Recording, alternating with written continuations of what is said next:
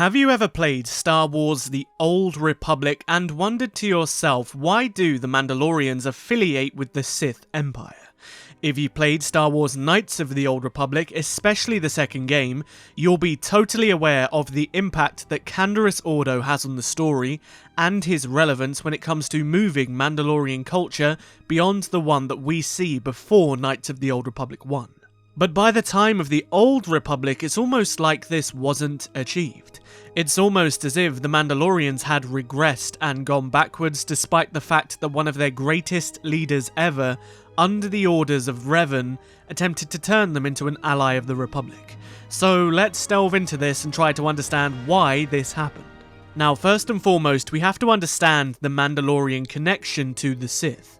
If you're unaware, the Mandalorians actually sided with the Sith during the Exar Kun War, however these were what could be considered the original Mandalorians. Their leader, Mandalore the Indomitable, was a Tong, a member of the Mandalorian race before they became a culture. This race was barbaric, it was all about conquest and power and just looking better than everyone else in terms of strength, so this Mandalore joined with Exar Kun and he sided with the Sith in the war against the Republic and the Jedi.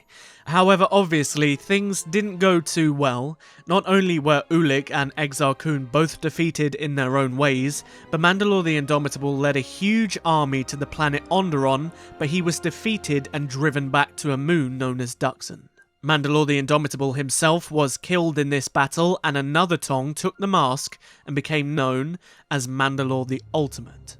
Ultimate used Duxon as a staging post to essentially rebuild the entirety of the Mandalorians, and after a short time after taking up the mantle, he was approached by a pure-blooded Sith. This Sith had managed to convince Ultimate that his Sith master had seen a great vision of Mandalore the Ultimate leading what would be considered the greatest army in history into a war that would defeat the Republic and avenge his fallen comrades. But the Sith was using the dark side of the Force to influence Mandalore's mind, driving him further into his desires to avenge the former Mandalorians and to begin another great war. But the entirety of the Mandalorian Wars was ultimately Sith manipulation, and so with this Sith influence in his mind, Mandalore the Ultimate rebuilt the Mandalorian clans and, like I said, used Duxon as a staging post, the very place that he became Mandalore, as the base of operations for the Mandalorians in the war. But there is one thing that Mandalore the Ultimate did that would change the Mandalorians forever. He essentially went away with the entirety of their old ideology, and instead of the Mandalorians being a race, he reforged the Mandalorian way into a culture. And as they swept across the galaxy, gaining territory after territory, they inducted their slaves and people of all races into the Mandalorian culture to grow their forces to a point where they were able to contend with the Republic. And this new group of Mandalorians would become known as Neo-Crusaders. And despite the fact that Mandalore the Ultimate was being manipulated by the Sith, he would go down as one of the most pivotal figures in Mandalorian history, because he changed it into something stronger. However, by the time of Knights of the Old Republic, as most of us know, the Mandalorians had been defeated again, and Canderous Ordo takes up the mantle of Mandalore the Preserver. After going on adventures with REJOIN and coming to his own conclusions about the Mandalorian people, Canderous took up the mantle for the better. Under REJOIN's orders, he intended to rebuild the Mandalorian clans into one that would actually aid the Republic in times to come, when, as REJOIN expected, the unknown Sith would return to the galaxy. And this was Canderous' dream and REJOIN's entire plan for the Mandalorians. He had basically done what the Sith had done, but in reverse. Instead of using the dark side to convince them to destroy the Republic, he used the light side to convince them to aid the Republic. But by the time of the Old Republic MMO, things aren't looking too good. Canderous' ideology for a time did stick. The Mandalorian Preservers were the primary force within Mandalorian culture, and after his death, nobody really rose up to take the title of Mandalore, so the Preservers did what they could to essentially keep peace within the Mandalorian ranks. But this changes when the Sith Empire truly reveal themselves to the galaxy. In the build-up to the Battle of Korriban, which was the starting point of the war, the Mandalorian Preservers were losing control over their people.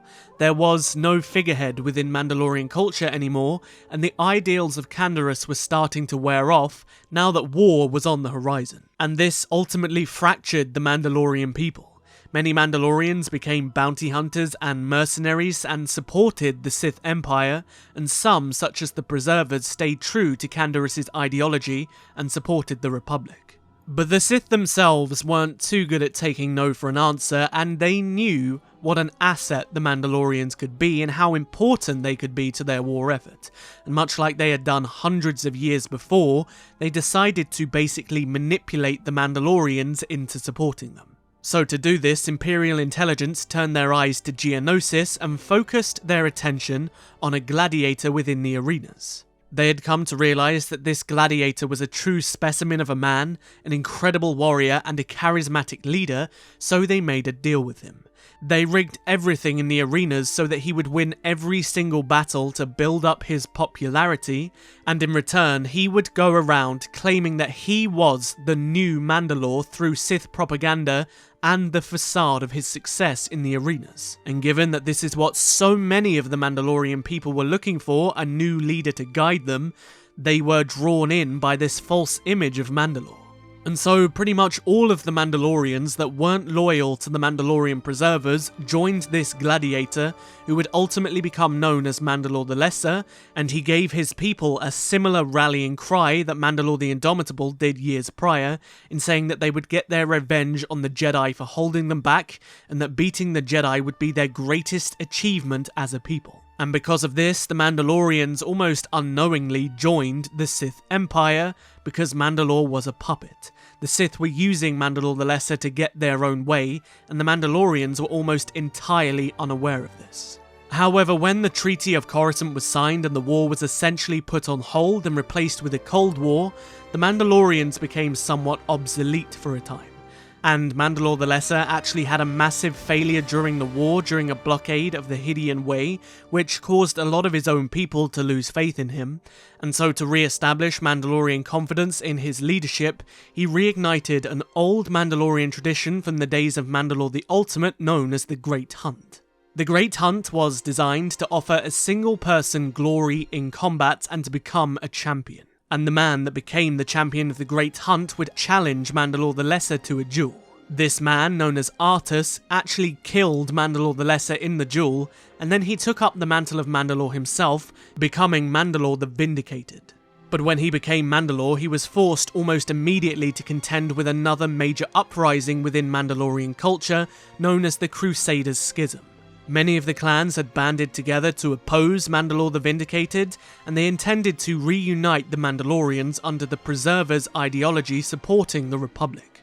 And there was a pretty large-scale battle between this new Mandalore and those clans, but despite this, Mandalore the Vindicated had the majority of the Mandalorian support, and he crushed this uprising, and those that followed their leader were routed and driven away. Now, much like Mandalore the Lesser before him, Mandalore the Vindicated didn't want to support the Republic, especially now that the Mandalorians were free from Sith control and had an independent leader. But Vindicated felt that the Sith were the best faction to support within the war, especially for his people and what they represented. And as such, he kept an uneasy alliance with the Empire, and this alliance actually went on to allow the Mandalorians to prosper in a way that they hadn't done for a very long time. And this is where we find the Mandalorians in the Old Republic and how we meet them in the game. This is why the Mandalorians are part of the Sith Empire. But of course, throughout the Old Republic MMO, this uneasy alliance ultimately changes as the story progresses.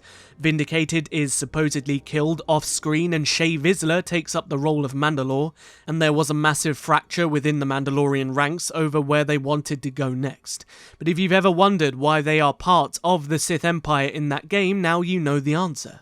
They were simply manipulated again by the Sith just as they were 300 years prior. I guess some things really don't change. Now my question to you guys is, do you like what they did with the Mandalorians in the Old Republic? Or do you think they should have kept the Mandalorians going down the path of staying with the Republic and adhering to the ideals of Canderous and the Preservers? Let me know in the comments below. I personally think this could have been done a little bit better, and I think the battle between the Preservers and the new Mandalorians, let's call them, could have been a more interesting focal point within the story. It would have been really interesting to see the dynamic between the Mandalorians who had reverted back to their old ways in wanting war and conquest, and those Mandalorians who chose the side of honor and supporting the Republic and Mandalore the Preserver.